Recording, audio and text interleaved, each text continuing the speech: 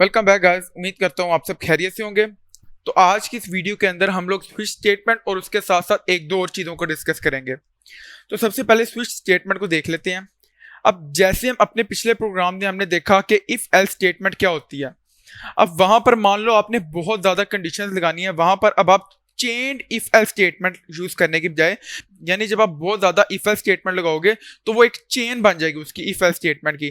तो आप chained if else statement use करने की बजाय आप स्विच स्टेटमेंट का भी यूज कर सकते हैं। अब स्विच स्टेटमेंट क्या करता है, वैल्यू को टेस्ट करता है और उसके अंदर जो मुख्तलिफ केसेस होते हैं जो कि पॉसिबल वैल्यूज को डिफाइन करते हैं उनको चेक करता है। तो हम देख लेते हैं, मैं आपको इधर करके दिखा देता हूँ कि स्विच स्टेटमेंट हम किस तरह करते हैं।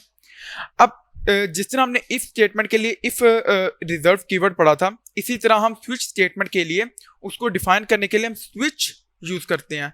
ये एक रिजर्व कीवर्ड है जो कि हम स्विच स्टेटमेंट को यूज करने के लिए करते हैं और उसके अंदर मैं वैल को पास करा देता हूँ और फिर हम इधर जाते हैं और इसके अंदर मैं क्या लिखता हूँ, इसके अंदर मैं लिखता हूँ सबसे पहले केस 1। अब केस 1 का क्या मतलब है, केस 1 और ये इसके नीचे मैं कहता हूं answer is equal to alpha. इसको हम करते हैं अल्फा, ठीक है। और मैं आपको सारी चीजें समझाता हूं। पहले मैं एक दफा यहां पे लिख लेता हूं ब्रेक सेमीकोलन, ठीक है। इसी तरह हम इस तरह के 4 केसेस बना लेते हैं। मैं इसको करता हूं कॉपी और पेस्ट।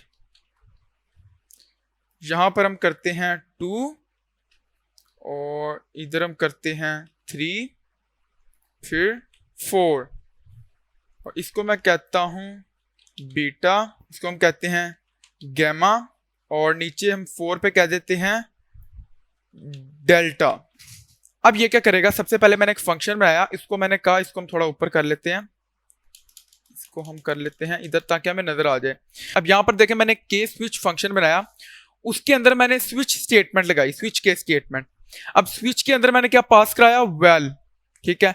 अब वैल की वैल्यू मैं इधर जितनी भी दूंगा, 1 दूंगा, 2 दूंगा, 3 दूंगा, 4 दूंगा। अगर मैं 1 देता हूं तो ये क्या करेगा, इधर नीचे केसेस चेक करेगा, केस 1, केस 2, केस 3, केस 4। अब अगर मैंने 1 वैल्यू डाली है, 1 वैल्यू एंटर किया तो ये केस 1 एंटर करेगा। केस 1 हमारा क्या है, केस 1 है वो आंसर को क्या कर देगा, अल्फा के इक्वल कर देगा। अगर मैं 2 डालता हूं तो वो आंसर को बीटा के इक्वल कर देगा। अगर मैं 3 एंटर करता हूं तो वो गैमा के इक्वल कर देगा। तो हम इधर करके भी देख लेते हैं। मैं इसको करता हूं कंसोल डॉट लॉग और इसको हम ब्रैकेट के अंदर कर लेते हैं यूं, और इसको अगर मैं रन करूं तो मुझे अल्फा शो करेगा, ठीक है। अगर इधर मैं 2 करूं फिर इसको रन करूं, ये मुझे बीटा शो करेगा। 3 करूं, अगर इसके अंदर मैं 3 करूं तो ये मुझे गैमा शो करेगा। इसी तरह अगर मैं 4 करूं, 4 अगर मैं करूं तो ये मुझे डेल्टा शो करेगा।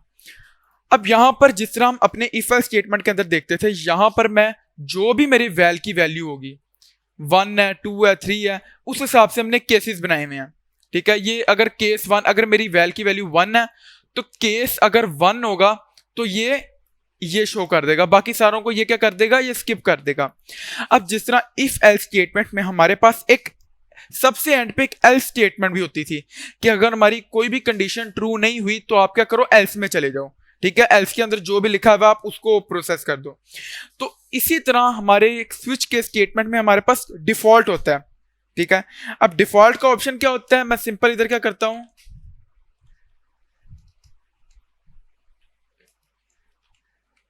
डिफॉल्ट, इधर डिफॉल्ट और इसके अंदर मैं इधर क्या करता हूं, मैं कहता हूं आंसर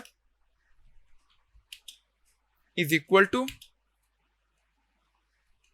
इसको हम इन्वर्टेड कॉमास के अंदर कुछ भी लिख देते हैं। मैं इधर लिख देता हूं वर्ल्ड, आंसर ये हो गया।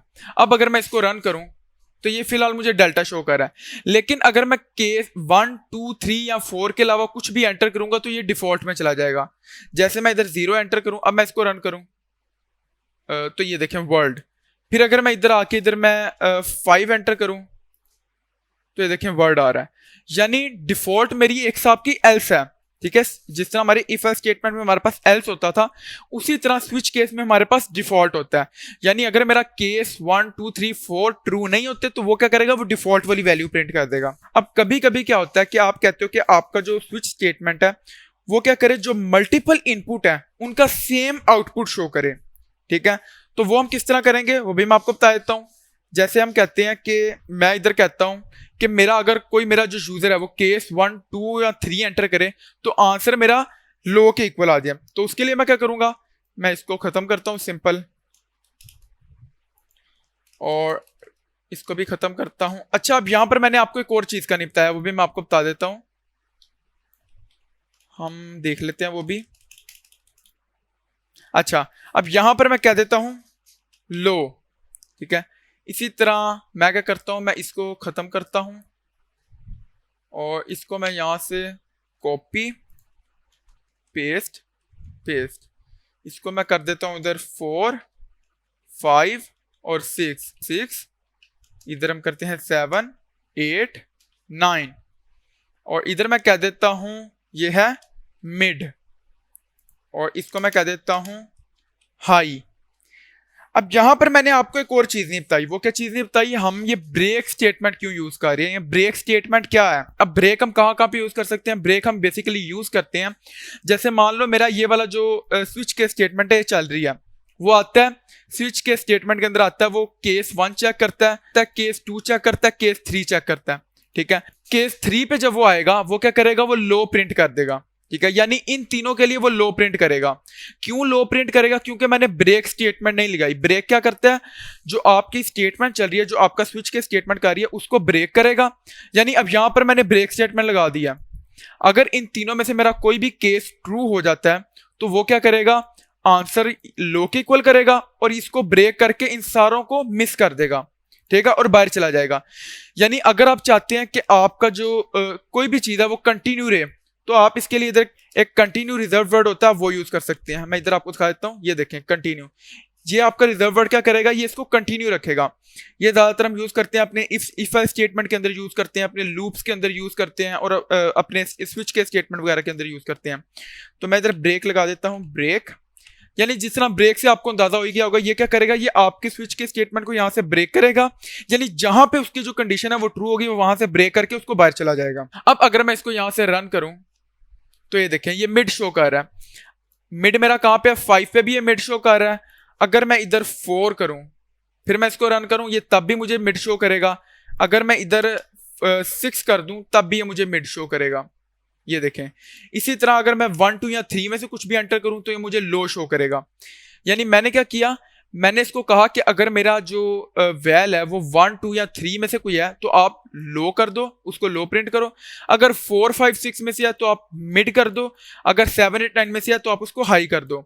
और जो ब्रेक स्टेटमेंट है ये मैंने किस लिए लगाई है, इसको ब्रेक करने के लिए, यानी जहां पे इसकी कंडीशन ट्रू हो जाए वहां पर इसको ब्रेक कर दो। तो ये क्या थी, ये हमारी स्विच के स्टेटमेंट थी, जो कि तकरीबन आपके इफ एल्स स्टेटमेंट की तरह की होती है। अब हम यहाँ पर देख लेते हैं कि हम अपने फंक्शन से बूलियन वैल्यूज किस तरह रिटर्न करवाएंगे। ठीक है, मैं क्या करता हूं, मैं इसको सारे को खत्म कर देता हूं, इसको अभी हम ऐसे ही रहने देते हैं। इसको मैं इधर कर देता हूं a, b, और इसको सारे को मैं करता हूं खत्म। ठीक है, और इसको यहां पर मैं इसको भी खत्म करता हूं सिंपल। यहां पर मैं इसको कहता हूं रिटर्न आंसर की जगह मैं इसको कह देता हूं आपने क्या रिटर्न करना है, a ग्रेटर देन b। ठीक है, और इसके अंदर मैं इसको दो चीजें पास करा देता हूं, एक मैं इसको कहता हूं 10, 15। अब यहां पर मैंने इसको ऊपर कुछ भी ट्रू फॉल्स नहीं कराया, मैंने कोई इफ एल्स स्टेटमेंट नहीं लगाई।